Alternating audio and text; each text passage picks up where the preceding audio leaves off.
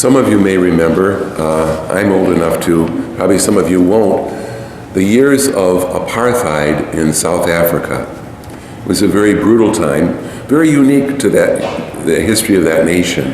There was a white upper class, basically from Holland, I think they were mostly Dutch, who kept the black majority class under subjugation with a violent rule. It's a very, very terrible time for South Africa. More and more stories are coming out about that history. This one is from a recent Priest magazine. The story's almost too brutal to read. I'm going to share it with you, but it's incredibly brutal. It came from the Truth and Reconciliation Commission hearings in South Africa after apartheid had ended, and it was recounted in one of their publications. Police officer Van de Broek had testified how he and other officers had shot a teenager and then burned the body on a spit as if they were roasting a piece of meat. A few years later, Van de Broek and others took the boy's father, tied him to a wood pile, poured gasoline on him, and then set him on fire. The officers made the man's wife watch the entire event. After Van de Broek finished telling the commission of his murders, the commission turned to the grieved mother and widow and asked her in front of Van de Broek, "What do you want from Mr. Van de Broek?" She indicated that first she wanted him to go to the place of her husband's death and gather up the dirt so that she could give her husband a proper burial.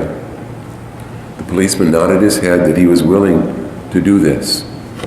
Next, she said, "Mr. Van de Broek took all my family away from me, and I still have a lot to give.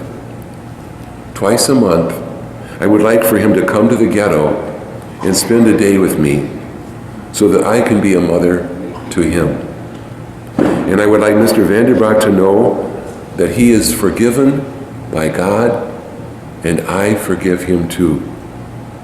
I would like to embrace him so that he can know that my forgiveness is real." Van de Broek, overwhelmed by what she said, fainted dead away.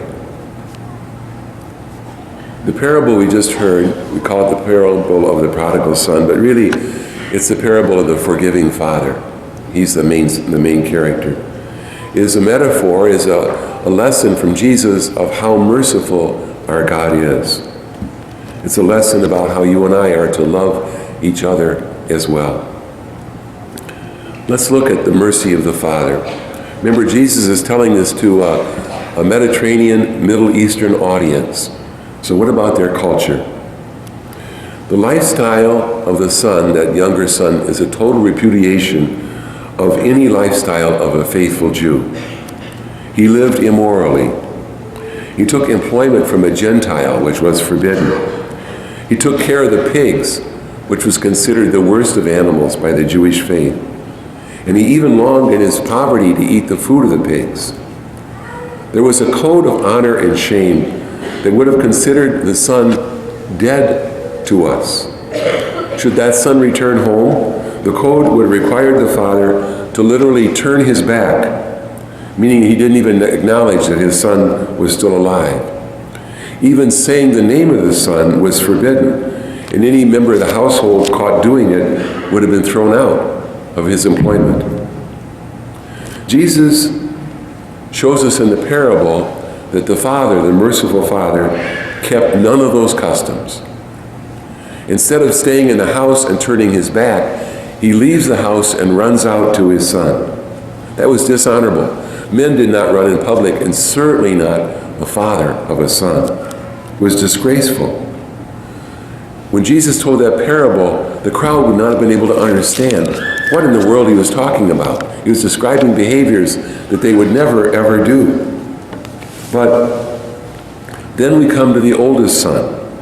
Here again, the father leaves the house and goes out to him. This father can't stay in the house.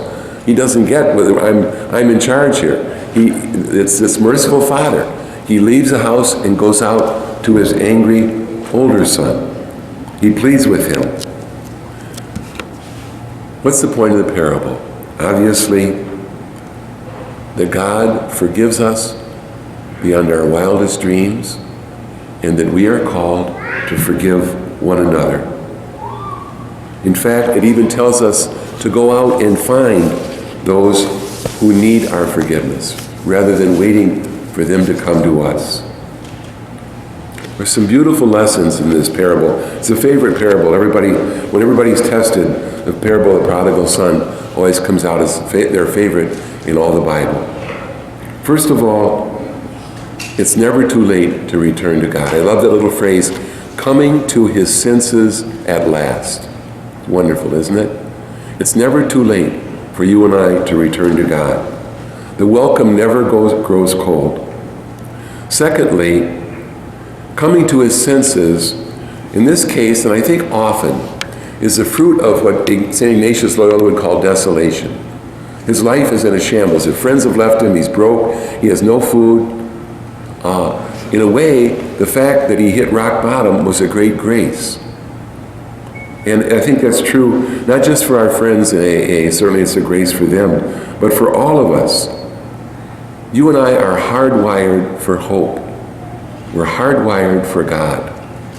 When we try everything else, hopefully we come to our senses and say, I'm going to try God. I remember as a kid growing up at a carnival game with these kind of like Cupid dolls going ahead, and you'd shoot them with a bullet and they'd go down, but they just kept popping right up again. They go down, pop right up again. In a way, that's what you and I are called to do. If we get lost, to come to our senses, because where do we belong? We belong back with God, our loving Father.